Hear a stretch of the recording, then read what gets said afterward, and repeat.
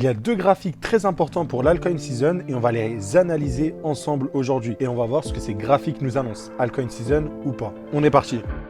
Bon, le premier graphique, il est très simple, c'est Ethereum versus Bitcoin. Pour ma part, pour le début d'une altcoin season, nous devons voir une surperformance d'Ethereum face à Bitcoin. Là, pour le coup, on a une overextension à la baisse, ok? Une overextension, qu'est-ce que c'est? C'est un déséquilibre du prix. Un marché sain, ça bouge de manière comme ceci, si vous voulez. Et c'est donc, on revient dans les mêmes zones, on travaille les mêmes zones, on pump, on retrace. Là, on a un marché qui n'est pas sain. Là, on est juste une ligne droite à la baisse, ok? C'est un marché inefficient. Souvent, vous verrez que ce genre de mouvements comme ceci sont souvent recover en V-shape, ok? Déjà parce qu'il y a un excès baissier. Et pour retrouver un équilibre, on a besoin d'un retour à ce qu'on appelle les 0,5 de Fibo. Donc cette zone-là que je vous ai indiquée. Donc voilà, pour Ether, même si c'est le pire des shitcoins pour certains, qu'on va à zéro, ce que je ne pense pas, on aura toujours ce retracement qui nous sera proposé. Enfin, pas toujours, mais la plupart du temps. Et en fait, à l'heure actuelle, c'est ce que je racontais au sein du Discord. Donc je vous le rappelle, on a un accompagnement où on partage toutes nos analyses. Et en gros, l'analyse Ether dont je racontais, où je surpondérais en fait Ethereum face aux autres, je parlais d'une inefficience de marché. Le marché sur Ethereum est inefficient, vous voyez, je parle de ETH-BTC. En fait, c'est exactement ce que je racontais, je leur disais. Là, pour le coup, le marché est inefficient, on est dans une zone de retournement imminente. Ok,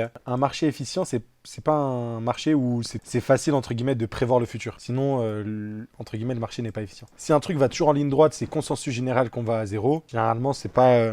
Quand le trade est trop évident, c'est là qu'on a un retournement. C'est un peu comme le carry trade qu'on avait eu là avec le yen, où en fait, donc, il y a eu de la grosse volatilité entre la paire dollar-yen. Et du coup, ça compromettait l'arbitrage qu'on pouvait avoir, où l'arbitrage était tel que tes yens japonais, tu les changeais en dollars. Tes dollars, tu les mettais dans des bons du trésor américain, donc tu générais 5%, et en plus, le dollar avait le malheur de surperformer le yen japonais. Donc tout le monde faisait ça. Ils empruntaient à 0% à la Banque du Japon, parce qu'il y avait du stimulus, je crois.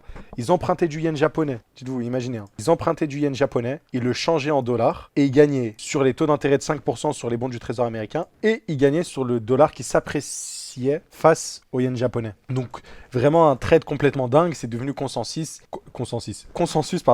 revirement direct, ok? Même Atom, il y en a qui détestent Atom, même Atom il fait des pullbacks de 0,5% quand le marché est trop inefficient, ok? Là c'est pareil sur Ethereum, et c'était là l'opportunité de l'arbitrage. L'arbitrage c'était, t'as des BTC, vu l'inefficience qu'il y a, ça sent bon de swapper, voilà. Et en plus, cette inefficience pourrait attirer une altcoin season, parce que je vous le rappelle, ça passera par Ethereum selon moi, par les alts de qualité comme Ethereum. Ok. Donc simplement un retour au 0,5 sur Ethereum, du point bas à maintenant, ça ferait un gros pourcentage. On va juste regarder à partir d'aujourd'hui au 0,5 de Fibo. C'est pas encore, si vous voulez, top du top, mais on est quand même sur un 56%. Et à titre comparatif, ça nous ferait 0,04.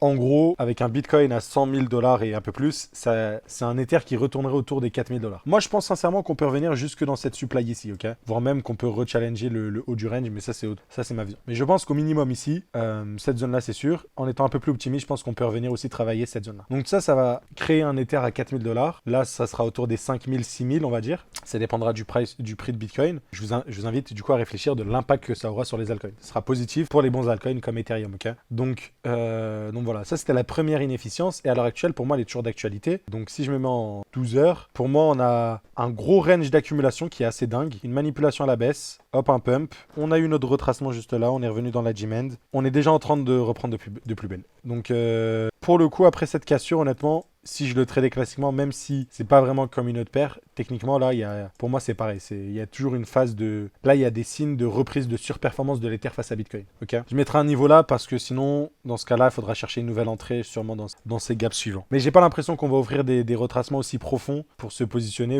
Donc voilà, et si c'est le cas, on va juste ranger dans cette zone un peu plus longtemps. Donc voilà, là, il y a cette inefficience à profiter. Enfin, on peut toujours profiter de cette inefficience selon moi et de cette surperformance d'Ether. La deuxième chart, c'est la BTC dominance. Je pense qu'on vous l'a déjà rabâché. C'est assez simple. Tant qu'on est dans cette zone-là, si vous voulez, ce dernier bloc, on peut s'attendre à un retracement. Ok. À l'heure actuelle, sur du court terme, on va dire que c'est intéressant ce qu'on voit parce que pareil, on a eu un retour de Bitcoin dans ces FVG là. Donc bien sûr, pour avoir une confirmation, il faudrait une cassure de ce niveau-là. Je dirais même qu'on pourrait mettre l'alerte là en vrai. Donc si jamais on est sur le début d'un cycle baissier, on en a déjà eu des débuts de quelque chose. Donc pareil ici, c'était un début de quelque chose. Au final, on n'a pas eu la continuation baissière, on a juste repris. Donc il faudra faire attention que là, on ne soit pas sur une énième reprise pour push plus haut, ok? Mais encore une fois, je ne pense pas au vu de ce que je vois sur ETH-BTC. Après, peut-être que je me trompe. Donc voilà, mais voilà. Quand un trade devient consensus, généralement, le trade consensus, c'est Bitcoin. C'est là où rentrer en mode... bon, il ne faut pas rentrer en mode... aléatoires, etc. Il faut avoir une stratégie de la gestion du risque. Mais globalement, c'est ça. C'est dès que ça devient consensus d'acheter du Bitcoin, c'est parce qu'il y a la réserve stratégique, parce qu'il y a Michael Saylor, parce qu'il y a la BlackRock ou je sais quoi. Généralement, c'est intéressant de rotate. On l'a vu avec le yen, le carry trade, qui semblait être giga évident et ne jamais se retourner, voilà. Donc, porter attention sur Ether, c'est intéressant. Donc, ouais, depuis ces derniers jours, on le voit clairement sur Ethereum, avec une bougie mensuelle qui va être très très jolie, honnêtement.